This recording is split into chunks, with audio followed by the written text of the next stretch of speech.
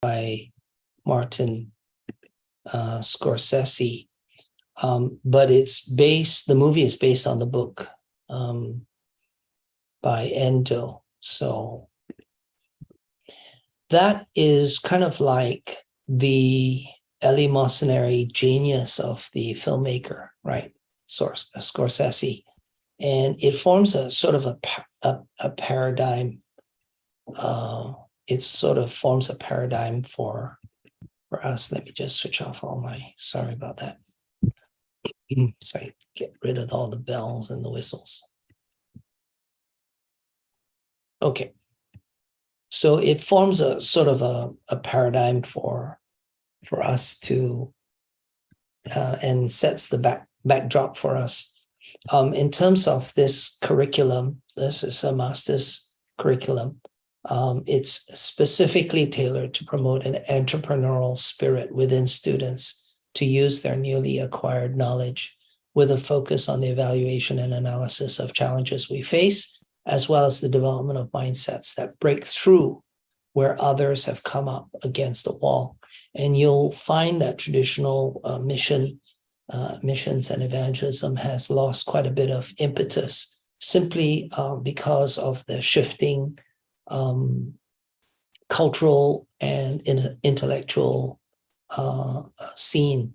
And I believe that modalities is a way to break through this wall or this plateau that we've come up against in terms of evangelism and missions.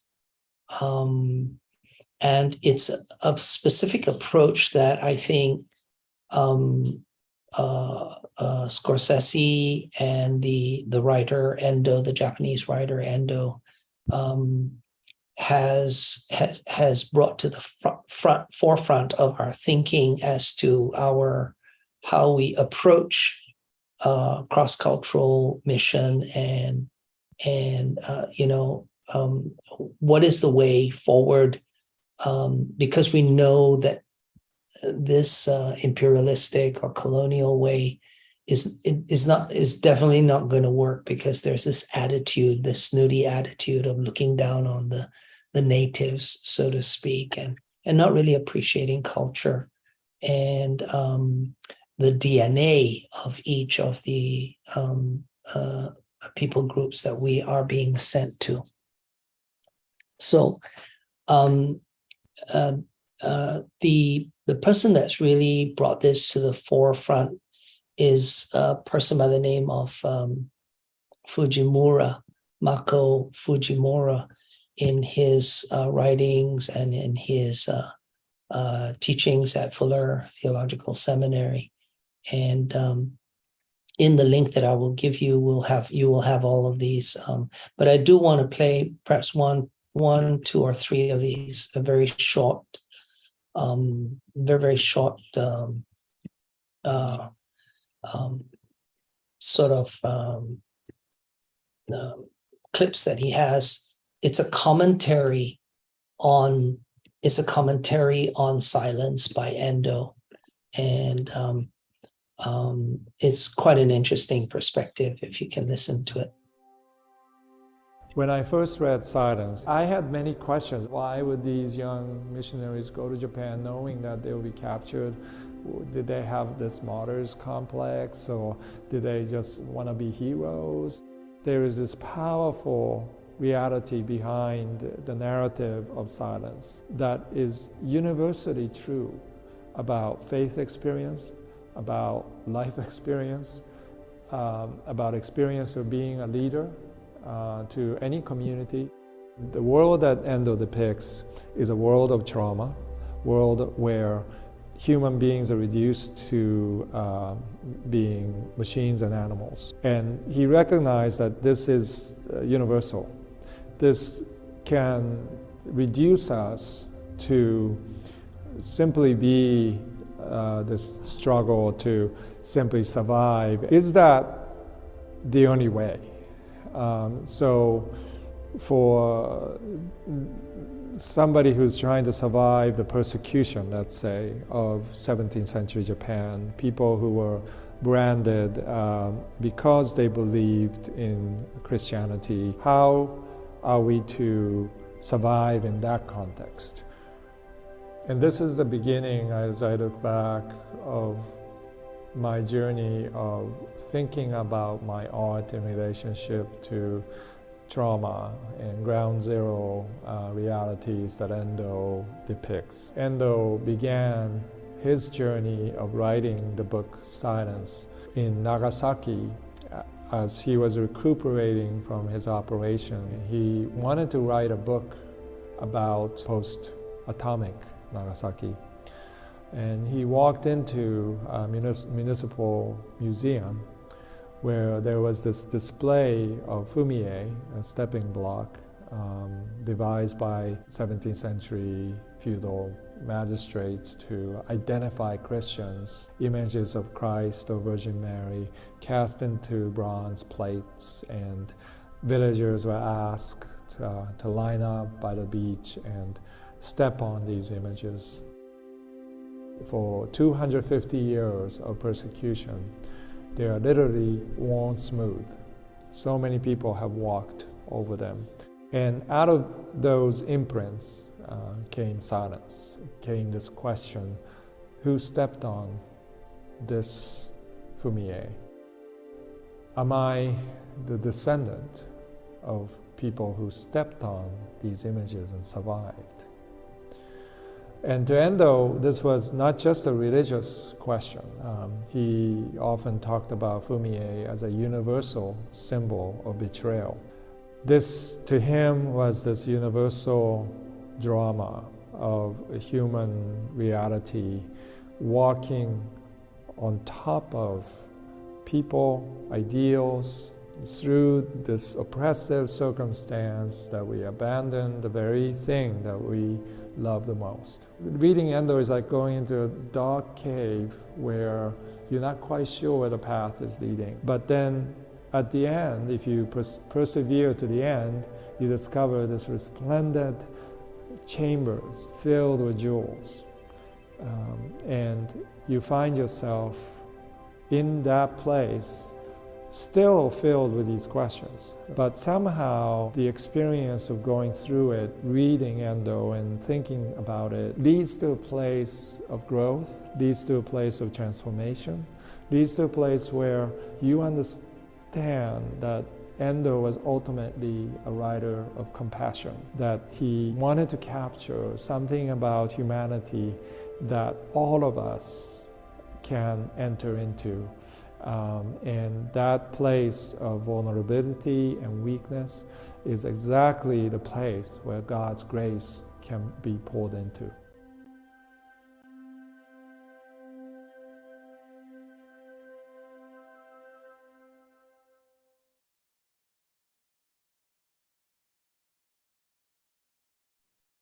Okay, so we come back to our now in the link that I will share with you, you'll get all of these videos here, but you can also look it up for yourself. Makoto Fujimura. The idea of culture care is so appealing to me that I'm thinking of changing the course 141 from leadership to culture or culture care. But the idea is for our students in the master's program to gain valuable visionary leadership skills, learn how to communicate effectively in cross-cultural settings, and become proficient in the use of digital tools to solve complex problems that are beyond the reach of those with knowledge self-deficit. So all of you will be challenged to take a plane and to get into a country and an environment that is alien to your own home culture. Okay, so that would be part of the challenge-based leadership experience, which will be a kind of an outreach. And you can prepare your mind. I've given you an example of this from my recent trip to Thailand, where we worked with Natsuwana on bringing challenge-based leadership into Chiang Mai, where I did not have any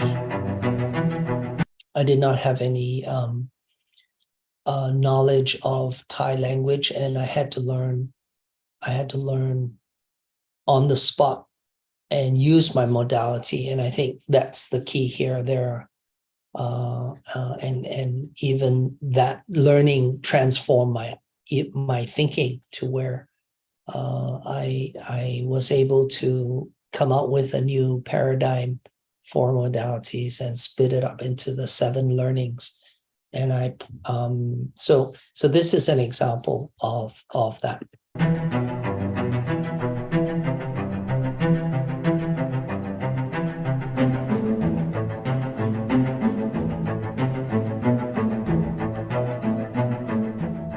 สวัสดีครับผมนัทนะครับเป็นช่างวิดีโอผมได้รับการติดต่อจากเพื่อนของผมไมค์แล้วก็เชอรี่ผมต้องทำงานวิดีโองานหนึ่งที่ต้องไปถ่ายทำ5 วันไมค์ต้องเก็บบรรยากาศงานทั้งหมดแต่ไม่เน้นถ่ายลูกค้าเชอรี่ต้องดูแลกองทั้งหมดนี้โดยไม่รู้ว่าจะต้องไปที่ไหนและกินอะไรซึ่งงานนี้พวกเราจะต้องไปถ่ายทำที่เชียงราย2 วันและที่เชียงใหม่3 วันโดยไม่มีสตอรี่บอร์ดมาก่อนในความเป็นจริงการทำงานโปรดักชันการไม่มีสตอรี่บอร์ดในการทำงานเป็นเรื่องที่ค่อนข้างจะยากมากแต่ก็ต้องลองดู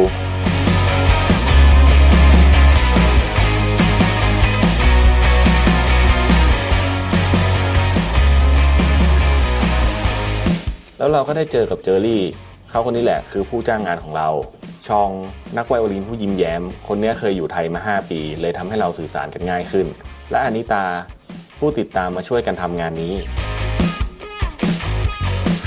เราเริ่มต้นทำงานกันแบบงงๆโดยไม่มีจุดหมายว่าตัวงานที่เสร็จแล้วจะเป็นยังไงที่รู้ก็คือเกี่ยวกับการศึกษาและเก็บภาพบรรยากาศการพูดคุยของเจอรี่ในการทำงานวันแรกผ่านไปเรายังมองไม่เห็นภาพว่างานจะออกมาเป็นยังไงแต่เราก็พยายามทำให้งานออกมาดีที่สุดพยายามถ่ายสิ่งต่างๆรอบตัวที่เราคิดว่าจะได้นำเอาไปใช้โดยไม่รู้เลยว่าจะได้ใช้หรือไม่ได้ใช้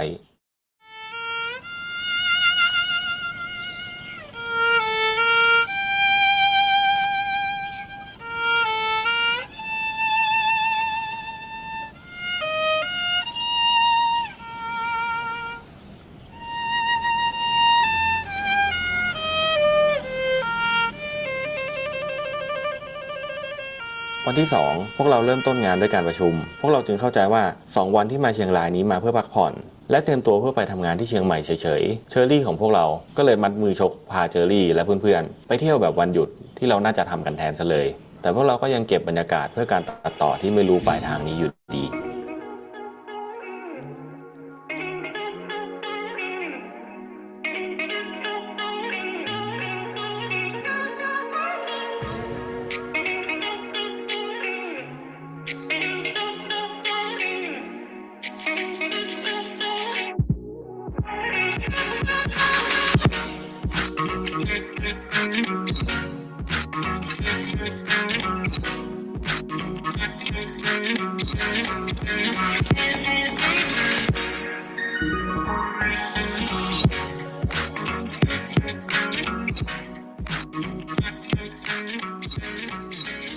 ในวันที่3เราเริ่มต้นการถ่ายทำที่เชียงใหม่เพื่อเก็บภาพและเสียงในการประชุมพูดคุยกันบนโต๊ะอาหารของเจอรี่เกี่ยวกับการศึกษาระหว่างที่เราทำงานเราก็ได้ฟังและมีความคิดเห็นไปกับเรื่องเหล่านั้นด้วยเจอรี่มักจะถามว่าเราคิดยังไงส่วนความคิดเห็นของพวกเราเห็นตรงกันว่าใจความสำคัญของการศึกษาคงเป็นเรื่องของการสื่อสารระหว่างตัวครูและนักเรียน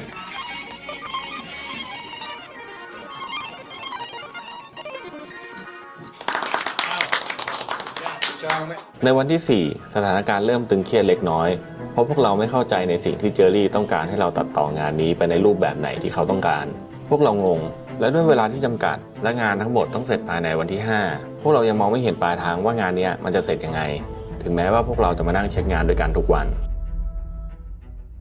และในที่สุด เราก็ได้ข้อสรุปจากเจอรี่ว่าทุกอย่างที่ทำมาตลอด4วันเนี้ยเราสามารถทำมันได้เลยโดยไม่ต้องกังวลว่าผลงานจะเป็นยังไงไม่ต้องคิดถึงภาพประชุมบนโต๊ะอาหารของเจอรี่ที่ไปพูดคุยในที่ต่างๆซึ่งเป็นบีฟแรกของการทำงานทั้งหมดให้ลืมไปให้หมดสร้างงานชิ้นใหม่ได้เลยผ่านความเชื่อใจและการลงมือทำเพราะตลอดเวลาที่ผ่านมาก็คือการเรียนรู้อาจจะเป็นเพราะพวกเรามีกรอบชุดความคิดที่เป็นมนุษย์ทำงานแบบตรงๆว่าเขาควรจะได้รับประโยชน์สูงสุดจากการจ้างงานของพวกเราแต่เจอรี่ก็ได้ทำลายกรอบความคิดบางอย่างของพวกเราและสร้างมุมมองใหม่ๆด้วยคำว่า sticky team อธิบายคำว่า sticky team ในที่นี้คือคำพูดเล่นๆที่พูดกันขึ้นมาในการทำงานของพวกเราวันแรกประมาณว่าโอเคไม่ต้องกังวลเราจะตัวติดกันจนเสร็จโปรเจกต์นี้โดยที่ยังไม่รู้ว่างานจะเป็นยังไงเราใช้เวลาผ่านการเรียนรู้ซึ่งกันและกันไม่ต้องคิดมากทำในแบบที่เราอยากทำแล้วในที่สุด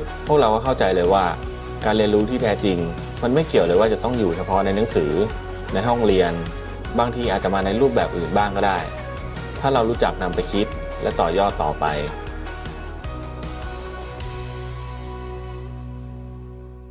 บางครั้งประสบการณ์ในการทำงานอาจจะเป็นเรื่องปกติธรรมดาสำหรับเราแต่มันก็อาจจะเป็นเรื่องใหม่และเป็นประโยชน์สำหรับคนอื่นอย่างที่เราก็ไม่เคยคาดคิดมาก่อน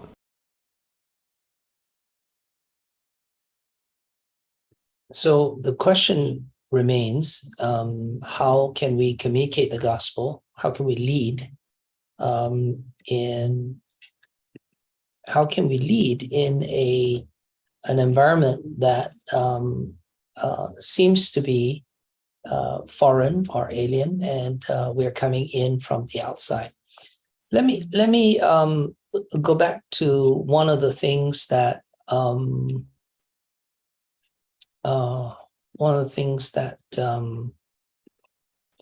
Fujimura had said, and I thought it was quite interesting in his description of this issue of outsiders and insiders.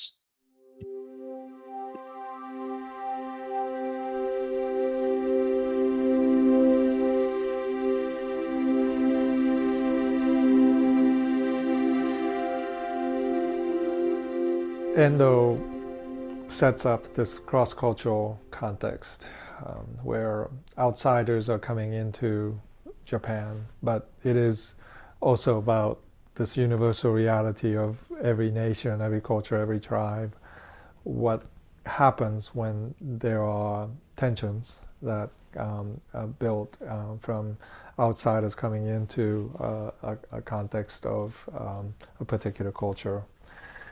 And what Endo does, I think, quite brilliantly, is to set this up in a way that forces the reader to identify with outsiders first.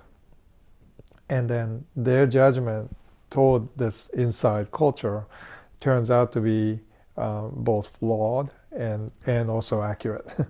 So you go through this psychological journey of first identifying with the outsider, and then as a result, you do understand not only the tension, but the perspective of the tribal reality, cultural reality, in this particular case, Japan.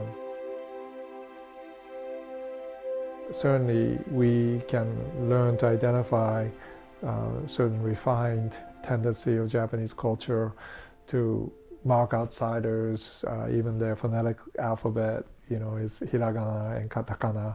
Katakana will identify foreign objects like a camera or piano. And everybody knows that this is something that came from outside. And eventually it gets assimilated, but the initial reality of identifying outsiders, if it's very black and white, strict terms, it has been refined in Japan to be a very essential part of culture, which is the very psychological cycle that we go through when we're dealing with cultural tensions. And in this day and age when these issues of insider, outsider. What is culture? What are we supposed to preserve and protect? What is are we to exclude, or maybe even isolate? We don't have we no longer have these boundaries that are quite as clear as it was in 17th century Japan. And so it has become far more complex and far more difficult to identify these tribal zones that can be clearly marked.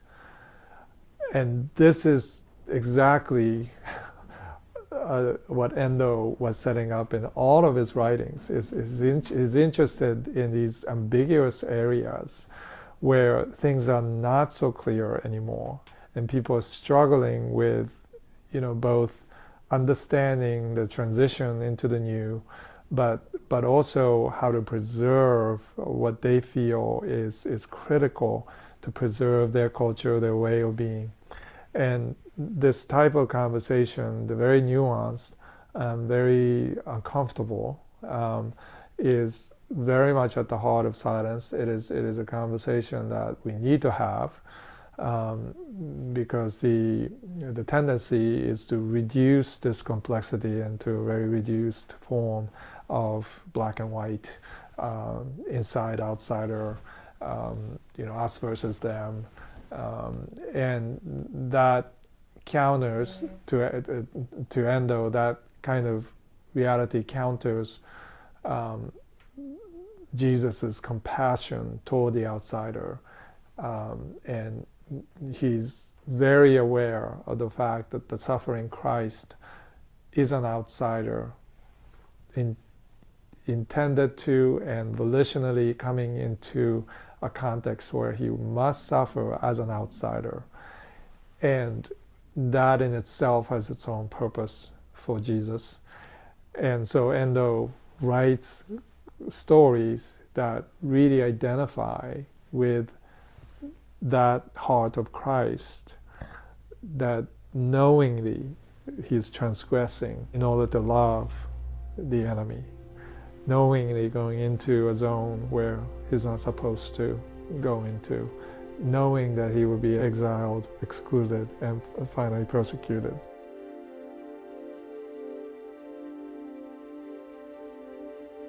But initially it's not something that you want to take on, and you feel like you're just trying to get by, just to survive the pressures of the context of culture, context of your family, context of your friendship groups or whatever. And for an artist, this is a very important revelation, that not only we can remain as misfits, but that is a part of us that is very important, to stay in that zone, as it were, as outsiders looking into a situation, but to be able to train our imagination and train our craft to depict something about that reality that only you can see. The question that comes out as we journey into Endo is the question of our own tribal boundaries and language that we use, sometimes unconsciously. It could be something of family traditions or nationalities. It could be the town that we grew up in, school that we went to. All these things create boundaries and definitions to how we relate to the world. And obviously those are not anything that is to be avoided. They're in fact important, maybe a critical part of us. But how does that play into us judging an outsider, us creating way of thinking that makes it black and white, us versus them, how we define other people. These tracing of and those clues is actually the kind of a process that we need to go through to get to a place of compassion for the outsider, compassion for the other. And often that process is truncated, in today's society and communication, that we're not allowed to fail in our processing, and therefore we are not given this opportunity to admit to our failures, to point to that error that we've made and say, because I was able to admit to this, I'm able to see beauty at the end.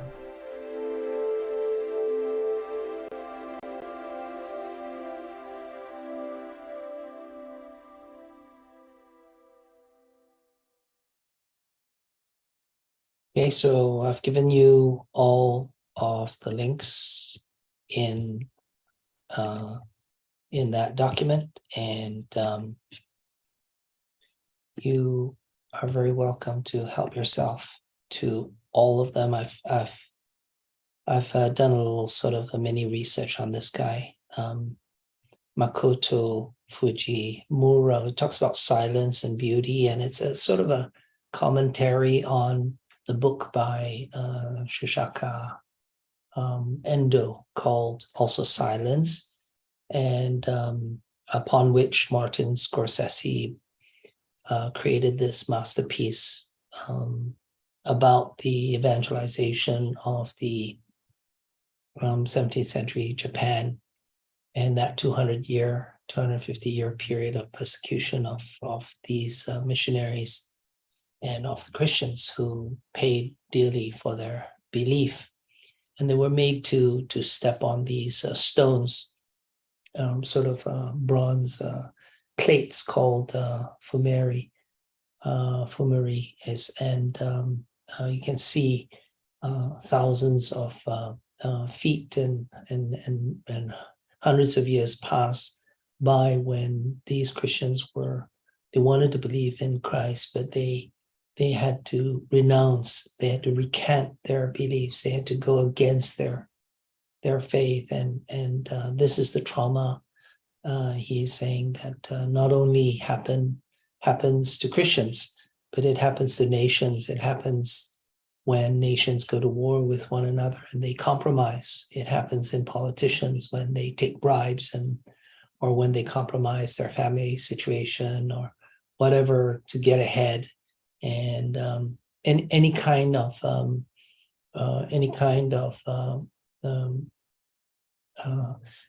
living beneath your privileges, and where it causes a kind of a silence where you're crying out to God, and it doesn't seem as though he's answering, or you can't hear him because of the pain, because of the trauma, because of the sin, because of the compromise. And in that failure, you're closed up like a snail that is closed up in the shell, and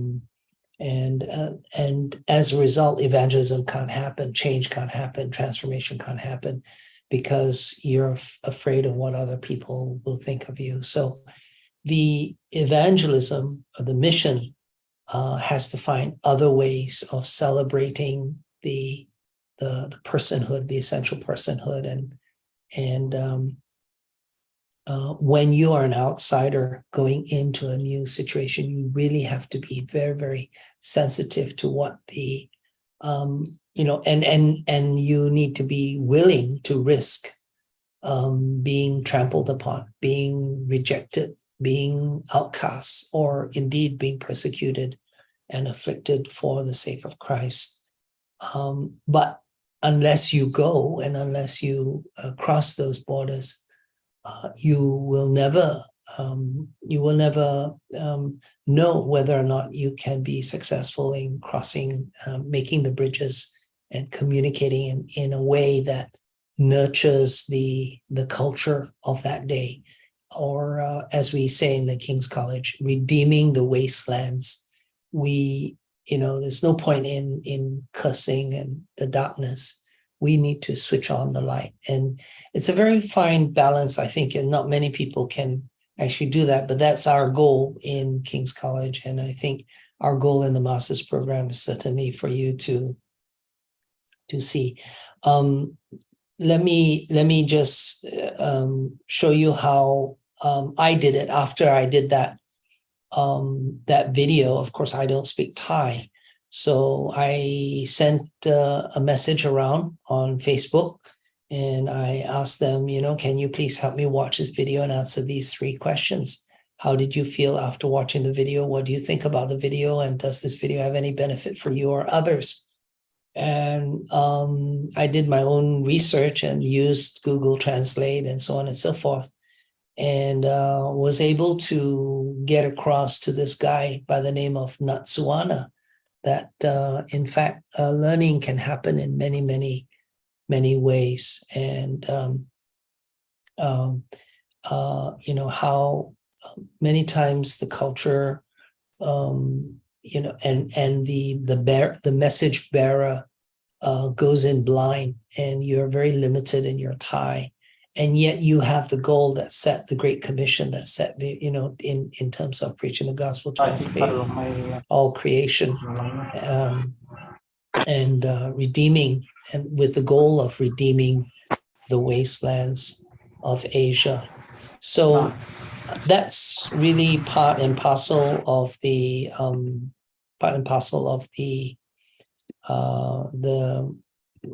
sort of apostolic that needs to happen as described by John Stalwart in his emphasis on serving leadership. Once again, I'm sort of steering away from using the word serving leadership, actually, simply because we don't have the rights to using that at the moment, unless we can get that in writing. But he does have a so our program is it places a strong emphasis on diversity and real world projects. So providing students with the opportunity to build resilience and prepare for success in global communities, both on and off Zoom. In terms of Stalwart, he has this Serving Leaders YouTube channel that I am assuming should be free for us to partake in that. But he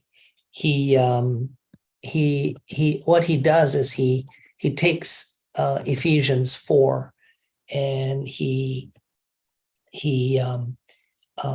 defines each of the aspects. And when we break it down, that first part where it talks about apostles and then prophets and evangelists and pastors and teachers. Well, this is sort of what he's talking about. When it says run to great purpose, I wanted the Scorsese movie and the Endo book, Silence, and the commentary by Mako Fujimura to sort of form or frame our thinking about great purpose. Because when you hear Stalwart say, run to great purpose, or when you hear Apostle Paul talk about the role of the apostle breaking new ground like a lion, you might be tempted to think about colonialism and doing it the wrong way, looking down on the poor natives in grass skirts and all that sort of thing. That's certainly going to get you in trouble in today's relativistic environment. But nevertheless, how do you run to great purpose? What is the purpose?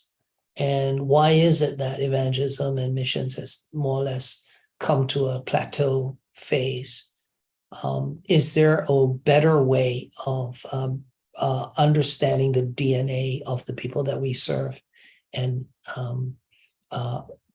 can we use the prophetic eye of the prophet to raise the bar, as how Stalwart puts it, and as an evangelist, discharging the duty of an evangelist, blazing the trail as evangelists, blazing the trail into new territories, and while at the same time preserving the uniqueness of each, not going into change, but to transform, to redeem. And how do we do that? It's DNA based. We build on strength. We don't throw stones. We don't point fingers. We recognize. Recognition and appreciation is really the very sort of heartbeat behind our the 2 awards that we present to, the Global Expeditionary Award for the under 40s, and then those that are in the second half of their life, non-Levitical ordination. We build on the strength. We recognize. We look at the DNA of that individual and how he or she is making an impact on the world. And then, of course, upending the pyramid. That means, like what we're doing, we're actually inverting the pyramid. The hierarchy is actually upside down, and you're going into let's say a foreign field or somewhere you can choose, wherever, Japan or Taiwan. We just came back from Taiwan on a recce trip, or you can go to Chiang Mai, wherever you want to go. You turn your mission trip into a learning experience for challenge-based leadership, and you do it for credit, right? So that's something that we are going to be offering. So let's listen a little bit to John Stalwart and what he says about why the world needs better leaders. If I'm not willing to look in the mirror and say, you know what, this world that is messed up is reflected in me, because I'm messed up too. It's easy to sit down and scold. It is something else very different to go down into the field of play and do it better. Do it in such a way that people rise up and become strong, and outcomes become beautiful, and neighborhoods become better, and prospects improve. That is a different animal altogether.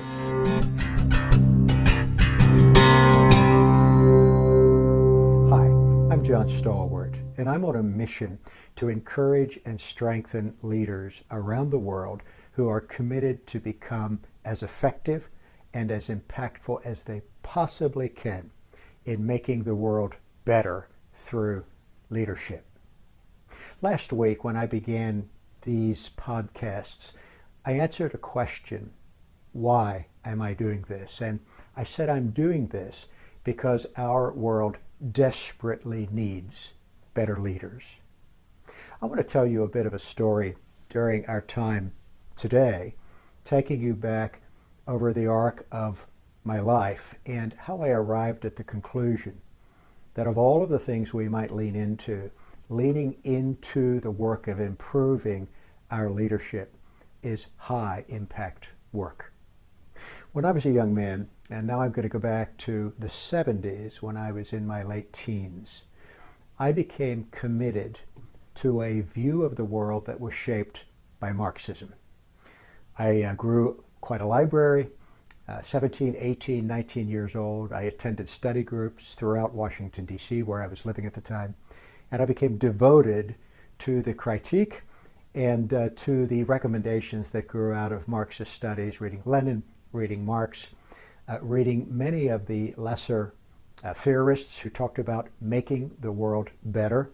In fact, early in my marriage, my wife and I lived in what was then Marxist Czechoslovakia.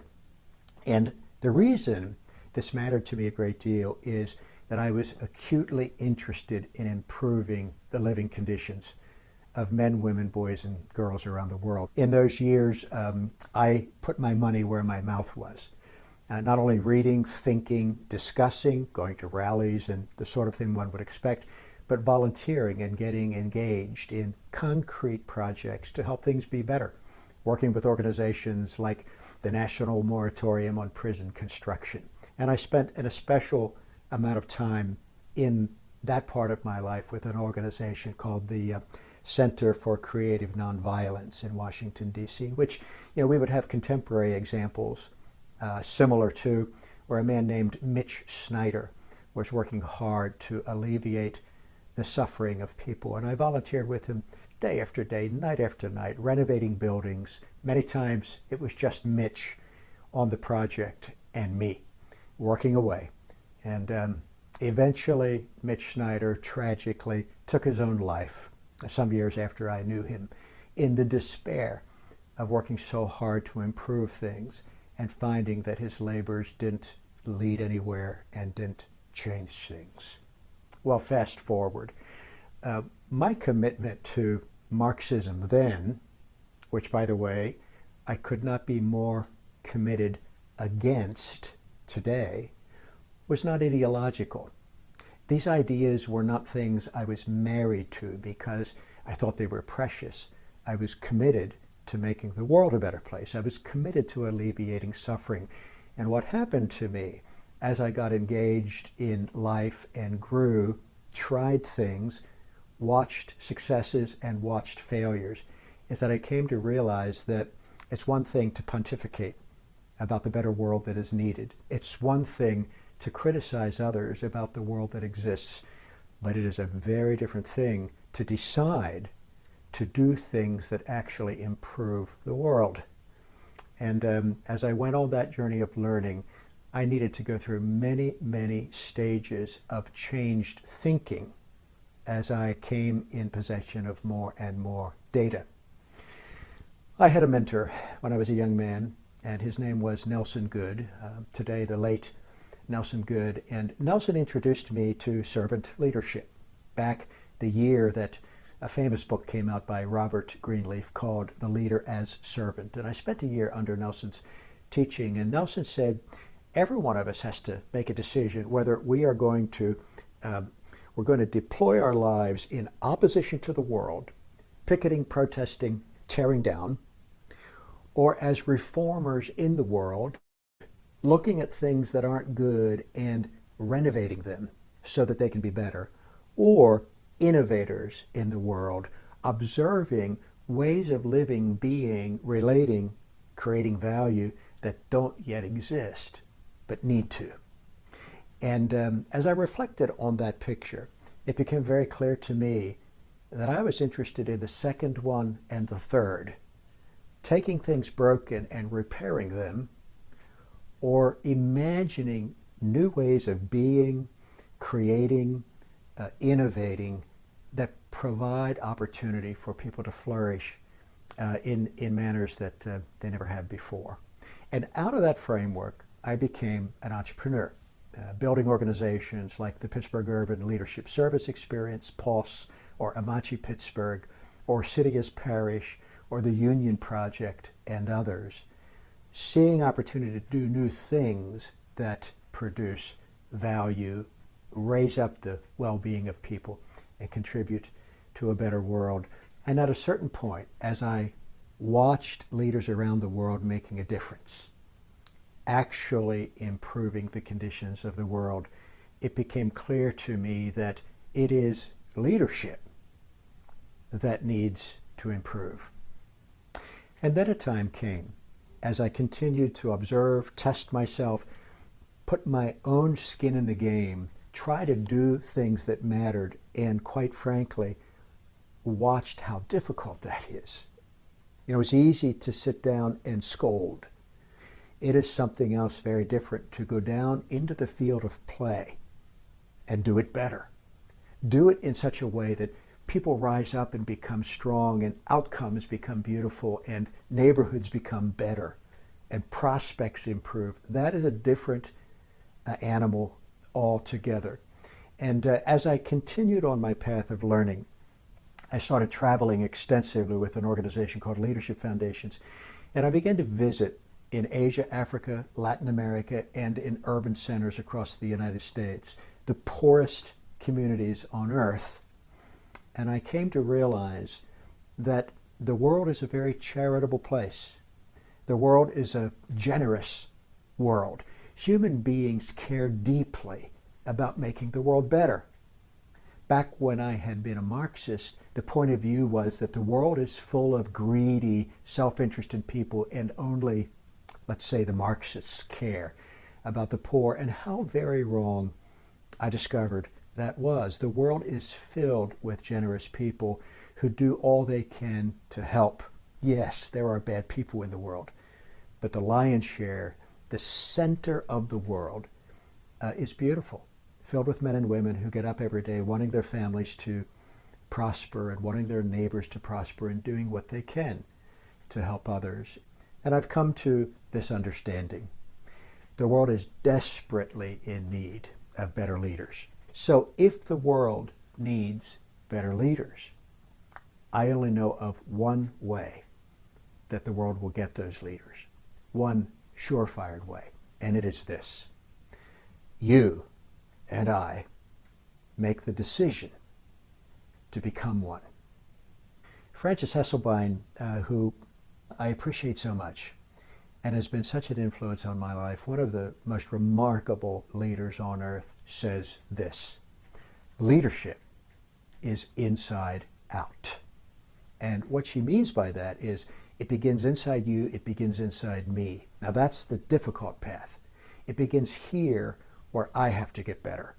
It begins here where I have to take better stock of the outcomes of my good intentions. Oh, I want the world to be fantastic, and I want this project to really, really be good, and I want my company to succeed, and I want this nonprofit organization to change the conditions for people suffering addiction, and on and on and on. That's what I want. I'm a good person. I want those good things. I have to take stock of whether what I'm doing makes any difference. And then I've got to put myself at the feet of masters who have learned how to be more impactful, and I've got to learn from them. And I've got to deal with my ego.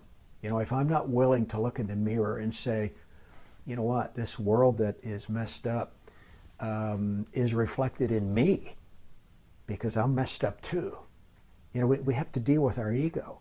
We have to be able to give ourselves some truth-telling so that we become part of the change and solution process and don't just throw spitballs at a very damaged world. Very little has changed for me in the last 45 years in terms of what I care about. I care about the poor. I care about the suffering. I care about those who are treated so unjustly. What has changed is me. I understand that I need to contribute to that. I need to struggle in doing my part. I need to encourage others to contribute to that. And fundamentally, I need to make the decision to grow my leadership capacity. I'm over the moon every day as I get exposed to leaders around the world who get up every day early, work late, take responsibility, could complain a lot. In fact, fight complaint in their own soul, in their own mind, in their own heart every day, but overcome it every day in favor of action, in favor of doing things that will contribute. Bear the weight and the responsibility. We are called to serve the world. We are called to love the world. What's the pathway to that?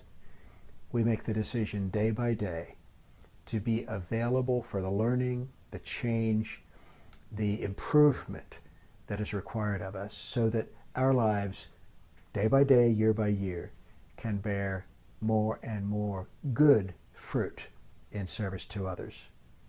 So, here is my purpose for you today. I want you to know that the world is filled with extraordinary leaders. Just about all of them are unsung and unknown, but they get up every morning early. They work long days. They bear their burdens. They take their blows. They are responsible for their lives. They seek to make things better for others. They provide employment for people. They provide food for the children of their employees through the wages they pay, roofs over the head of families. They provide solutions. They fix things. They imagine new ways of doing things that help make life better for others. The world is filled with leaders like this, and you are one of them. I want you to be encouraged. And I want you also to know that if you are like every other good leader on earth, then you also have immense room for improvement. That is our life condition. Our world needs to be better. Our leaders need to be better. I need to make the decision to become better in our leadership so that we can address the pains and the needs of the world around us. And would you do me the honor of subscribing to this channel, hitting the notification bell so that you are informed the next time I post, and put a like on it so that in YouTube's way of keeping track of things, we have the opportunity to reach more people with these messages. And until next week, I wish you a wonderful week of serving.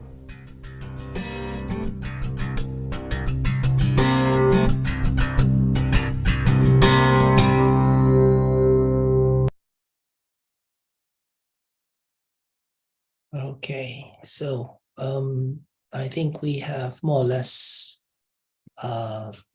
covered the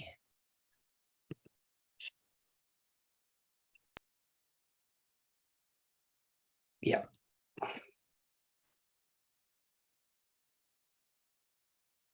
Okay, so our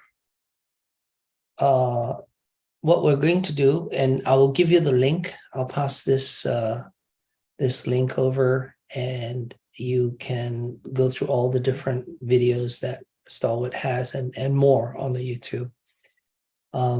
Through hands-on experiential learning opportunities, students will be fully equipped with knowledge, skills, and confidence needed to thrive in the fast-paced, ever-evolving business landscape of today's world. Of course, when we say business, we're talking about doing the business of the Lord, the Father's business. And then for next week, for those of you who have not yet gotten your basic, you've not done the basic 7 modalities courseware, we have that for you. And it is a 42-hour package, credit hour package that's part of our undergraduate, but of course, we do not plan to offer undergraduate degrees, just a master's degree, but nevertheless, the basics have to be, the basic 3 credit hours have to be accounted for. So that's what we plan to do. And we plan to do this beginning next week on Monday. Okay, so we'll look forward to a new intake of students next Monday. So in terms of your assignments, there's the book by Shoshaku Endo, book Silence, that you can grab that from the internet or buy that on Amazon. Or I think the easiest way is just go and watch the movie by Martin Scorsese, although that's not the best way to do it, but that may be your only way of doing that.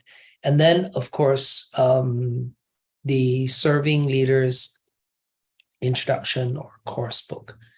So this is, I filled in some of the blanks, and it takes you through the 5 actions: run to great purpose, raise the bar, blaze the trail, build on strengths, and upend the pyramid.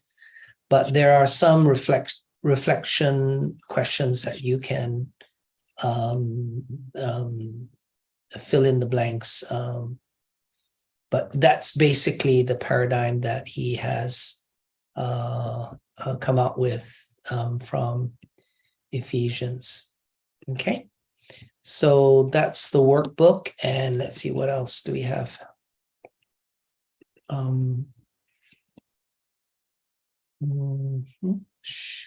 Let's see what else. Okay, I think that's about it. In the bibliography, I've placed several other sort of backing documents that documented my own journey in terms of challenge-based agile management. I've come out with a new term, CBAM,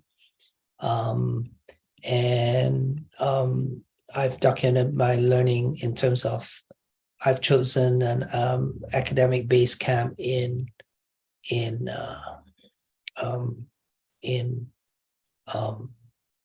Chiang Mai, but you can choose any 5G city in Asia you choose, and you can create your team and so on and so forth. We just came back from Taiwan, so that's where I got this poster from. I thought it was quite cute, about the 5 of the 7 modalities that the people on the trains can recognize, the blind spots of them.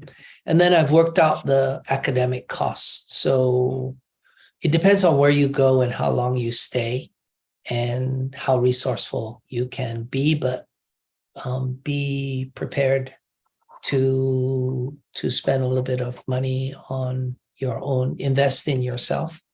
I worked it out at roughly about $60, 60 academic dollars per hour for if it's 100 hours. But of course, if you're going to be staying longer than 100 hours, then the costs, I think, gets a little bit cheaper. And of course, it depends. Like, for example, if you decide that you are not, let's say you're not hiring a media team, but you just want to write poetry or exquisite watercolor paints, and obviously that's going to be much cheaper. You are your written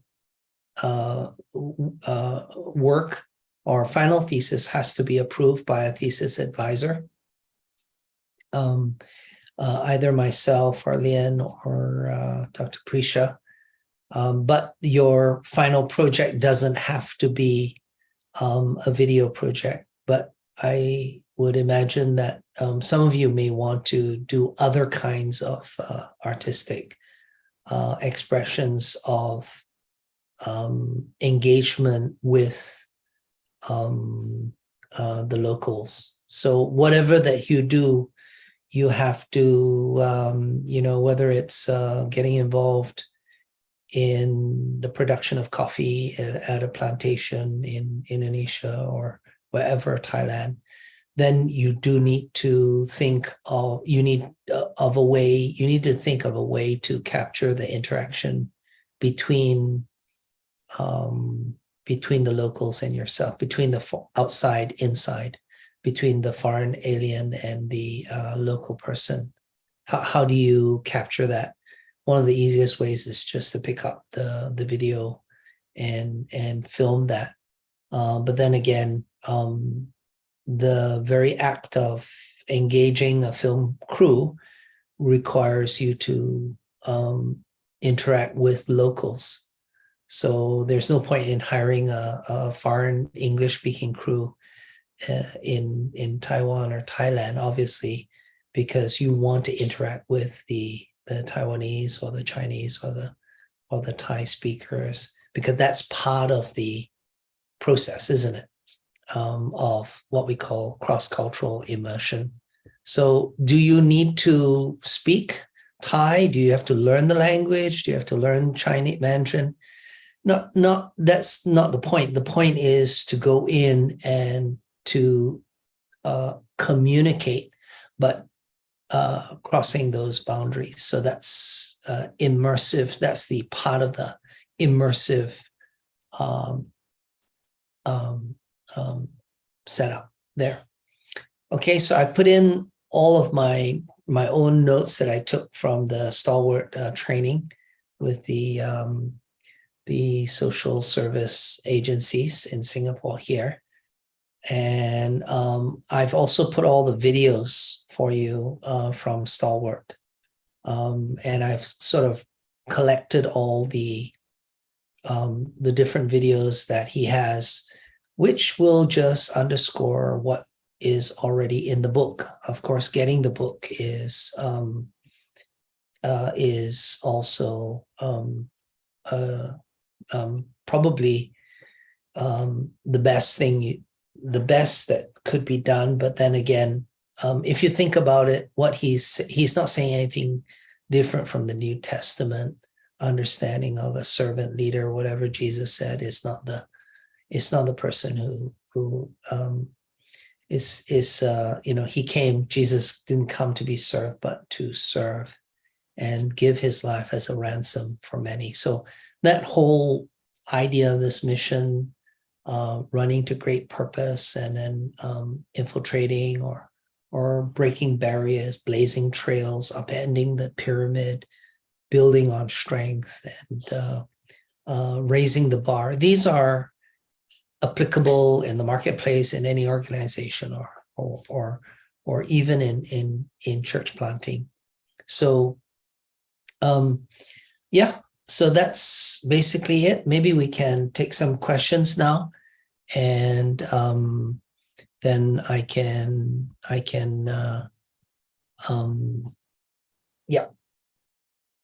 okay, we can stop the recording now, and then we can take some Q&A. Okay, any questions that you have?